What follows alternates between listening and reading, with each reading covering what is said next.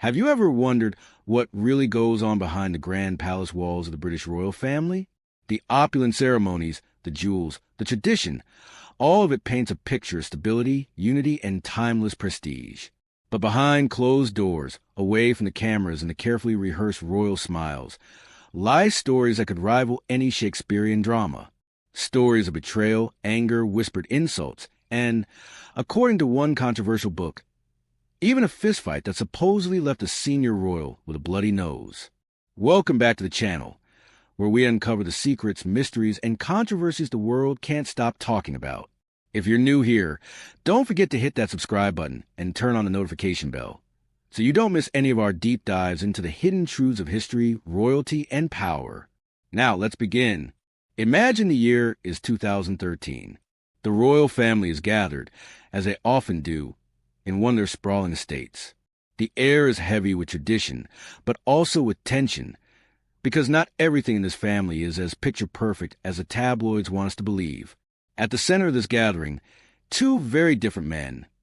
Prince Harry, then still a young man trying to carve out his place in the royal world, and Prince Andrew, the Duke of York, an older figure clouded by controversies even then, according to a shocking claim in Andrew Lownie's explosive book entitled The Rise and Fall of the House of York. What happened that day was nothing short of astonishing.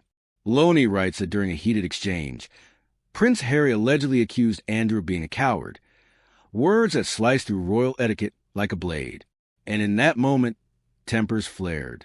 The story goes that Harry lashed out. Punches were thrown, and Andrew was left with a bloody nose before others rushed in to break up the fight. A scene worthy of a film script, isn't it?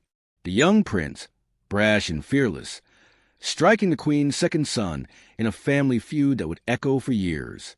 But did it really happen? That is a question that haunts this tale, because while the book paints the picture vividly, Harry's camp insists emphatically that none of it is true. But before we rush to believe or dismiss, let's pause, because this alleged fight is not just about two men exchanging heated words. It opens a window into something far more complex. The fragile, fractured relationships within the House of Windsor. To understand why such a claim even feels believable, we need to step back, to trace the history of tension, rivalry, and mistrust that runs like a hidden current through the royal family. Think about Andrew for a moment. Once celebrated as a dashing Falklands hero, the Queen's favorite son, his reputation has, over the decades, crumbled. His entanglement in scandals, from financial controversies to his disastrous association with Jeffrey Epstein, has turned him into one of the most criticized royals of the modern era. By 2013, when this supposed altercation with Harry took place, whispers were already circulating. Andrew was no longer the shining figure he once was. He had become a man many in the palace looked at with unease, even contempt.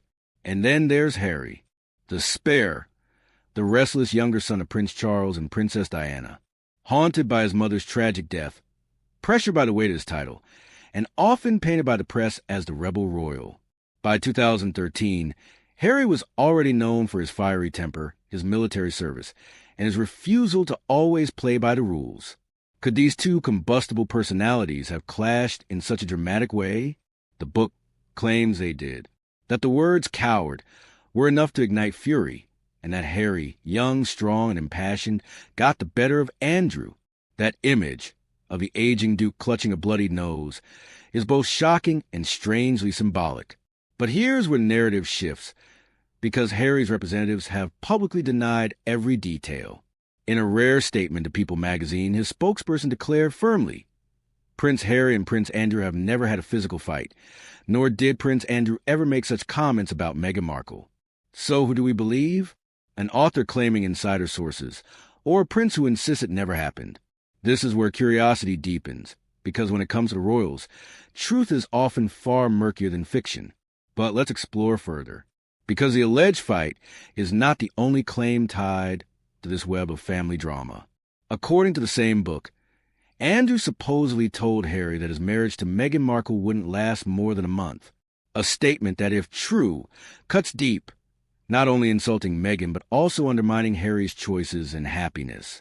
Again, Harry denies it, but the seed of doubt lingers.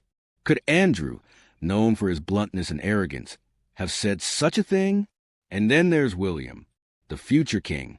The book paints him as quietly supporting efforts to remove Andrew from his grand residence, the Royal Lodge, a sprawling 31-bedroom mansion in Windsor worth a staggering £31 million. Once a symbol of privilege, it has become a decaying relic, photographed with mold, damp, and cracked paint. King Charles, Andrew's own brother, has allegedly tried multiple times to evict him, frustrated with Andrew's refusal to step aside. And William, according to these accounts, is ready to finish the job once he ascends the throne. This paints a bleak picture of Andrew standing within the family. From royal war hero to royal outcast, from commanding respect to clinging stubbornly to a crumbling estate. Against this backdrop, is it really so far-fetched to imagine him at odds with his nephews, Harry and William? But let's return to that alleged altercation in 2013. Imagine the scene again. Family gathered, perhaps for a dinner or holiday. The undercurrent of tension rising like smoke in the room. Words exchanged in hushed but heated tones. Then the eruption. An insult too sharp to ignore. A young man's anger boiling over, fists clenched, voices raised. And in that instant, the royal mask slips. What remains are not princes and dukes, not symbols of a nation, but men, flawed, emotional, vulnerable. It is that image that keeps this story alive, regardless of whether it truly happened, because it reminds us that the monarchy, for all its grandeur, is built on people. People who fight, who disagree, who bleed. And perhaps that is why such tales grip us. They puncture the illusion. Still, the denial is firm. Harry's team is adamant.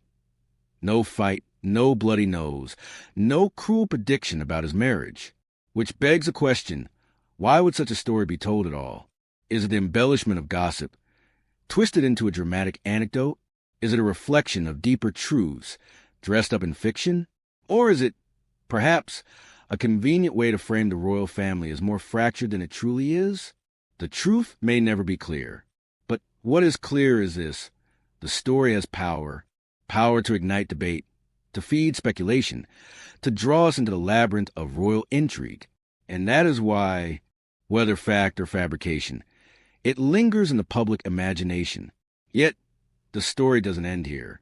Because behind the alleged fight, behind the denial, lies a broader struggle.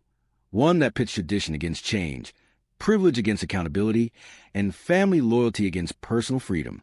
Harry's relationship with Andrew may be complicated, but so too is his bond with William and his place in the monarchy itself.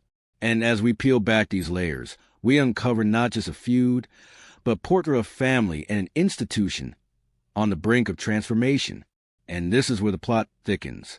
Because as Andrew clings to his fading dignity in the Royal Lodge, as William positions himself as a steady heir, and as Harry fights to redefine his own identity, the question becomes, is the royal family a united institution or a fractured dynasty slowly unraveling under the weight of its secrets? To understand the full weight of the story, we need to look beyond the single flashpoint of a supposed fight and see the larger chessboard. The British monarchy is not just a family. It's an institution woven into the very fabric of the nation. Its members don't just live their lives. They perform them. Every gesture, every marriage, every scandal becomes part of a centuries-old narrative.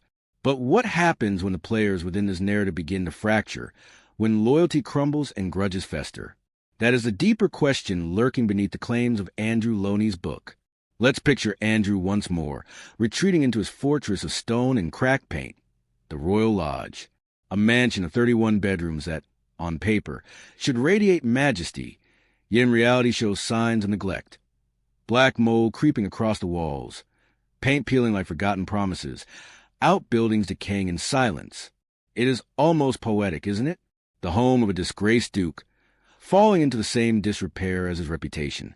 King Charles has tried to remove him. William, the heir, allegedly supports this mission, seeing it as the necessary cleansing of an institution tainted by scandal. And yet Andrew resists, clutching the lodge as if it were the last remnant of his glory. What is it about palaces and castles that make men believe they can defy time? Perhaps because they stand as symbols of permanence in a world where reputations can collapse in a heartbeat. And collapse they have. Andrew's fall is one of the most dramatic in modern royal history. Once lauded for his bravery in the Falklands War, he now lives in the shadow of accusations, his name forever linked to scandals that have shaken public trust. For Harry, the thought of aligning with such a figure might have been unthinkable. And for William, the future king, Andrew's presence is like a stain that must be scrubbed from the crown's image. But while Andrew clings to the ruins of his past, Harry has carved out a different rebellion. Unlike Andrew, who refuses to leave a lodge, Harry left the palace walls entirely. With Meghan Markle by his side, he turned his back on the monarchy, choosing California sunshine over royal protocol, independence over tradition. But that independence has come at a cost. Fractured ties, public criticism, and constant scrutiny.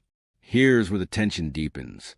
Because while Andrew represents the royal family's desperate attempt to cling to old power, Harry represents its dangerous shift into the unknown. Andrew fights to stay within the system. Harry fights to escape it. And William? He stands at the center, balancing both sides, the steady heir who must safeguard the crown's survival. 3 men, 3 destinies, colliding within the same dynasty. And it makes you wonder, could that alleged fight between Harry and Andrew have been more than just a clash of personalities? Could have been symbolic. A younger generation confronting the failures of an older one. The prince who saw himself as a truth-teller, unafraid to call out cowardice, standing against the duke who had long been shielded by privilege. If true, it wasn't just fists, it was a collision of 2 visions of royalty. But again, we return to denial. Harry says it never happened. His representatives speak with certainty. And perhaps it truly is nothing more than myth. Yet myths often reveal something even when they're not real. They reveal what we as a society are willing to believe. And here's the haunting part. The fact that so many people find this story believable says more about the monarchy than the story itself. Why do we believe Harry might have thrown a punch? Why do we accept so easily that Andrew might have taunted him about Meghan? Because these narratives fit into the larger tapestry of who we believe these men are. Harry, the fiery rebel. Andrew, the arrogant duke. William, the cold heir. These archetypes shape our understanding, whether the events are factual or not. And in doing so, they expose the fragility of an institution built on image. Now, let's step even further back. History has seen this pattern before. Royal families across centuries have been torn apart by rivalry, betrayal, and scandal. From the Wars of the Roses to the abdication crisis of Edward VIII, British royalty has always balanced on a knife's edge between survival and collapse. In that sense, the story of Harry and Andrew, whether true or false, is just the latest chapter in a long saga of dysfunction. But here's the twist. Unlike the past, today's royals live under a microscope more powerful than any court gossip or broadsheet. Every photograph, every whispered comment, every alleged altercation becomes global news in seconds. There is no hiding behind palace walls anymore, which means that even a rumor, like the claim of a bloody nose at a family gathering, can ripple across the world, reshaping perceptions, sparking debates, and adding fuel to the fire of public scrutiny. And perhaps that is why Harry's denial was so swift, so decisive. He understands the power of narrative. He knows that one unchallenged story can become truth in the court of public opinion. In this way, he is not just a prince, but a player in the modern game of media warfare. Andrew may cling to his lodge, William may cling to tradition, but Harry fights for control of the story. So where does that leave us?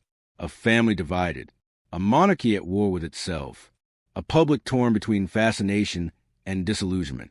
And somewhere in the middle, the question, is the royal family truly a source of unity, or simply a mirror reflecting our own human flaws magnified by crowns and castles? Picture this. The grandeur of Windsor Castle standing tall against the gray English sky, while inside its halls, whispers of betrayal echo like ghosts. The cameras show us polished ceremonies, perfect smiles, and gilded thrones. But if walls could talk, what would they reveal? Would they tell us of fistfights and cruel words, of mold creeping through forgotten mansions, of brothers plotting their uncle's eviction? Or would they simply laugh at us, knowing that the truth is always stranger and darker than the stories we are allowed to hear? In the end, perhaps it doesn't matter whether Harry struck Andrew in 2013. What matters is what the story symbolizes: a dynasty under strain, an institution facing its mortality, and a family that, despite its wealth and titles, cannot escape the timeless human flaws of pride, jealousy, and anger. And so, dear viewer, the next time you see the royal family on television, waving from balconies or walking in processions, remember this. Behind the crowns are men and women, carrying grudges, secrets, and scars we may never fully know. The palace walls may hide the fights, but they cannot hide the fractures. So, what do you think? Do you believe the story of Harry and Andrew's alleged altercation? Or is it simply another myth designed to feed our fascination with royal drama? And more importantly, what does it say about the monarchy itself, that we find such stories not only believable but inevitable? The British crown may sparkle, but perhaps the real story is not about its jewels or its pageantry. Perhaps it is about its cracks. The cracks that remind us that even in the grandest of palaces, human nature remains the same. If you found this story as fascinating as I did, let me know your thoughts in the comment below. Do you believe the fight happened, or do you think it's all a fabrication? And what do you think these tensions mean for the future of the royal family? Don't forget to like this video, subscribe to the channel, and hit that notification bell so you never miss our next deep dive into the mysteries and controversies that shape our world. Until next time, remember, history is not just written in books. It's whispered in the shadows of power, waiting for us to listen.